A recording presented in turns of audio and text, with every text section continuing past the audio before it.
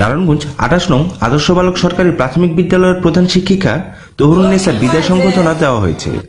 সোমবার ১৩ ফেব্রুয়ারি দুপুরে বিদ্যালয়ে আয়োজিত বিদায় সংবর্ধনা অনুষ্ঠানে প্রধান অতিথি হিসেবে উপস্থিত ছিলেন সাবেক সভাপতি সুলতানা রাজিয়া। আপা সুন্দর করে স্কুল চালাতো, আর তখন আমি ছিলাম সভাপতি। তখন মানে টিচারদেরকেও শাসন করতাম, টিচারদেরকেও আদর করতাম।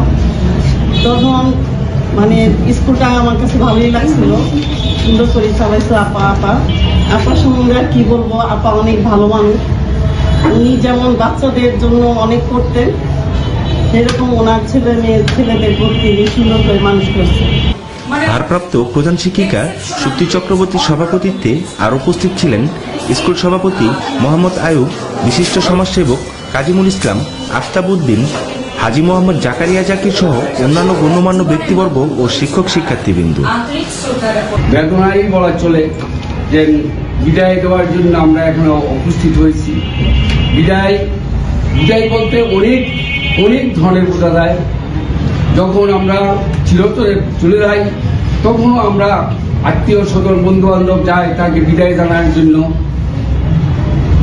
আবার কেউ যদি তার উচ্চ শিক্ষার জন্য কোনো দিকে যায় তাকেও আমরা বিদায় দেওয়ার জন্য সময় আত্মীয় স্বজন বন্ধু বান্ধব উপস্থিত হই। আজ বিদায় দেওয়ার জন্য আমরা উপস্থিত হয়েছি। এই স্কুলে অনেকদিন কর্মজীবী ছিল প্রধান শিক্ষকী তহরুন্নেসাকে। তো আমরা দেখতাম যে আমরা করতে করতে অনেক পুরস্কার এসেছে। আমি কিন্তু মানে লেখাপড়া যাচ্ছি না, আমি সাংস্কৃতিক দিকটা নিয়ে কথা বলছি, যেটা আমাকে খুব আকৃষ্ট করতো। এই দিকটার সাথে ম্যাডামের সাথে মিল আছে আমাদের ডিপিও অহিন্দ্র মণ্ডলের স্যার। তো তোমাদের প্রতি আমার যে একটা দাবি সেটা হলো, তোমরা পঞ্চম শ্রেণীর ছাত্রছাত্রী, আজকে শিশু, কালকে আগামী দিনে কর্ণধার, রাষ্ট্র পরিচালনার দায়িত্ব নিতে পারো, ডাক্তার হতে পারো কি ইঞ্জিনিয়ার হতে পারো, সেরকম স্বপ্ন দেখতে হবে। আমাদের প্রাথমিক শিক্ষার যে একটা লক্ষ্য, সেখানে এই স্বপ্নের কথা বলা হয়েছে যে শিশুরা যাতে স্বপ্ন দেখে, আমরা টিচাররা যাতে তাদেরকে স্বপ্ন দেখাই। হ্যাঁ, এরকম স্বপ্ন দেখতে হবে যে স্বপ্ন আমাদেরকে উঁচুতে নিয়ে যাবে, বাবা মার আশা আকাঙ্ক্ষা পূরণ করতে পারবে।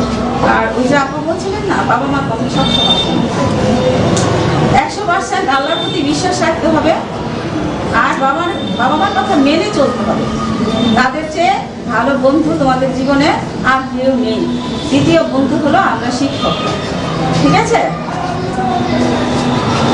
তো আমি আমার চলার পথে অনেক ভুলভ্রান্তি করতে পারি, দায়িত্ব পালন করতে গিয়ে অনেক সময় আমার টিচারদের কাছে হয়তো অনেক সময় আমি কোনো কটূক্তি করতে পারি বা ভালো মতো কথা বলতে পারি। তো সেজন্য আমি আমার ভুলগুলো সবাই সুন্দরভাবে ক্ষমার দৃষ্টিতে দেখবেন।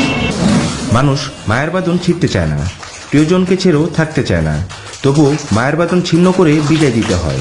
যেমনি করে ২৮ নং নারায়ণগঞ্জ আদর্শ বালক সরকারি প্রাথমিক বিদ্যালয়ের প্রধান শিক্ষিকা তহরুন্নেসাকে অবসরজনিত কারণে বিদায় দিয়েছে স্কুল কমিটি ও শিক্ষক শিক্ষার্থীরা। বিদায় নামের বেদনা বিধুর পর্বে আমরা উপনীত হয়েছি। দীর্ঘদিন এই প্রতিষ্ঠানে সহকারী শিক্ষক এবং পরবর্তীতে প্রধান শিক্ষক হিসেবে দায়িত্ব পালনের পর নিয়মের বাধ্যবাধকতা আর সময়ের তাগিদে আপনার বিদায় যেন এক অসহনীয় যন্ত্রণার নির্মম বাস্তবতা। তাই তো বিদায়ের করুণ সুরে আমাদের অন্তর আজ অব্যক্ত বেদনায় ভারাক্রান্ত, আমাদের হৃদয় মন আজ বিষণ্ণতায় আচ্ছন্ন। সুমন ইসলামের ক্যামেরায় AR Parvez, NAN TV, Narayanganj.